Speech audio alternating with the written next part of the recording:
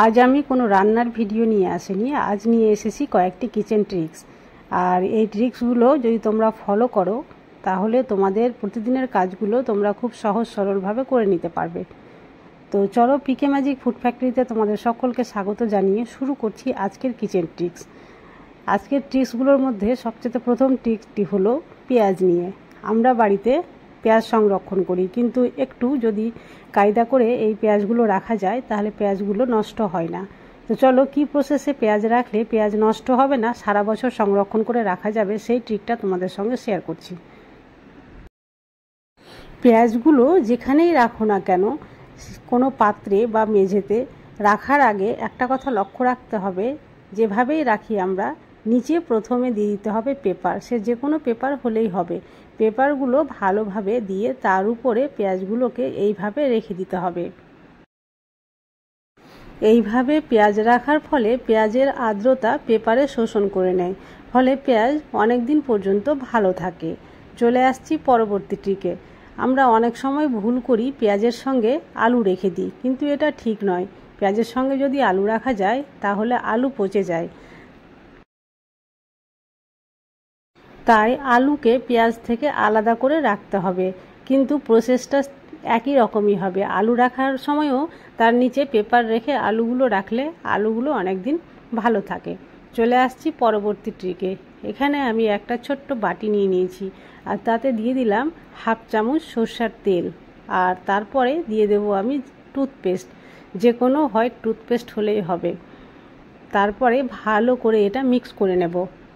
এটা মিক্স করে আমি কি কাজে ব্যবহার করছি, চলো ভিডিওটি স্কিপ না করে প্রথম থেকে শেষ পর্যন্ত দেখো, তাহলেই বুঝতে পারবে। আর যদি ভালো লাগে অবশ্যই একটা লাইক করে দিও। এই প্রচণ্ড গরমে গায়ে কিন্তু র্যাশেস বেরিয়ে যায়, বিশেষ করে ছোট ছোট বাচ্চারা যারা ডাইপার ইউজ করে তাদের কিন্তু র্যাশেস খুব বেশি বের হয়। আর এই র্যাশেসগুলো ভালো করার জন্য অনেক ওষুধ ব্যবহার করতে হয়, কিন্তু যদি এই ছোট্ট ট্রিকটা অ্যাপ্লাই করো তাহলে একদিনের মধ্যে র্যাশেসগুলো কমে যায়। এই যে আমি যেভাবে লাগাচ্ছি ঠিক আলতো করে র্যাশেসের উপরে প্রতি আধ ঘন্টা পর পর একটু করে লাগিয়ে দিতে হবে, তাহলে একদিনেই তফাৎটা বুঝতে পারা যাবে। আশা করছি এই ট্রিকটিও তোমাদের খুব ভালো লেগেছে। চলে আসছি পরবর্তী ট্রিকে।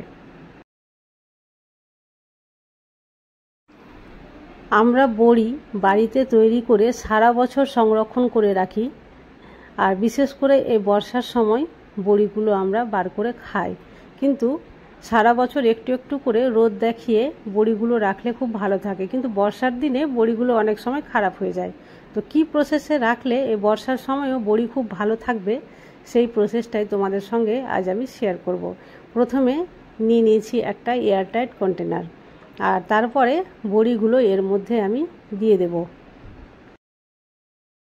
আমার চ্যানেলটিকে তোমরা যদি ইনস্টাগ্রামে ফলো করতে চাও তাহলে ডেসক্রিপশানে লিংক দিয়ে রেখেছি, সেখানে গিয়ে অবশ্যই ফলো করতে পারো। এরপরে নিয়ে নিয়েছি 3টে শুকনো লঙ্কা, আর তারপরে একটু হলুদে এই শুকনো লঙ্কাটা আমি ভালো করে ডিপ করে নিচ্ছি। আর তারপরে কিন্তু এই লঙ্কাগুলো আমি এই বড়ির কৌটোতে রেখে দেব, আর মুখটা বন্ধ করে রেখে দেব। তা এইভাবে যদি বড়ি রাখা যায় তাহলে বর্ষার দিনেও বড়ি খুব ভালো থাকবে, রোদ্রে দেওয়া ছাড়াই। আশা করছি এই ট্রিকটিও তোমাদের খুব ভালো লেগেছে। চলে আসছি পরবর্তী ট্রিকে। দোকান থেকে নতুন চিরুনি কিনে নিয়ে আসার পরে যদি মাথায় চিরুনি করা যায়, অনেক সময় চিরুনিতে ধার থাকে আর মাথাতে কিন্তু ব্যথা করে, কিন্তু সেই চিরুনিগুলো যদি নিয়ে আসার পরে একটা প্রসেস করা যায় তাহলে কিন্তু আর মাথায় ব্যথা হবে না। তাহলে সেই প্রসেসটাই আমি তোমাদের সঙ্গে শেয়ার করছি, চলো দেখে নাও। আমরা যখন রুটি করি তখন আমাদের তাওয়াটা গরম থাকে, তো গরম তাওয়ার পিছন দিকে এই চিরুনিটা হালকা হালকা করে ঘষে নিতে হবে। খুব বেশি গরম থাকলে হবে না, একটু গরম থাকবে তখনই আলতো করে নতুন চিরুনি এইভাবে যদি একটু ঘষে নেওয়া যায় তাহলে চিরুনির যে ধার থাকে সেটা কিন্তু ভোঁতা হয়ে যায়, আর তারপরে মাথায় চিরুনি করলে মাথায় কোনো ব্যথা করে না। ট্রিকটি যদি ভালো লাগে অবশ্যই অ্যাপ্লাই করিও। আজ তাহলে এই পর্যন্ত, কাল আবার আসবো অন্য কোনো নতুন ভিডিও।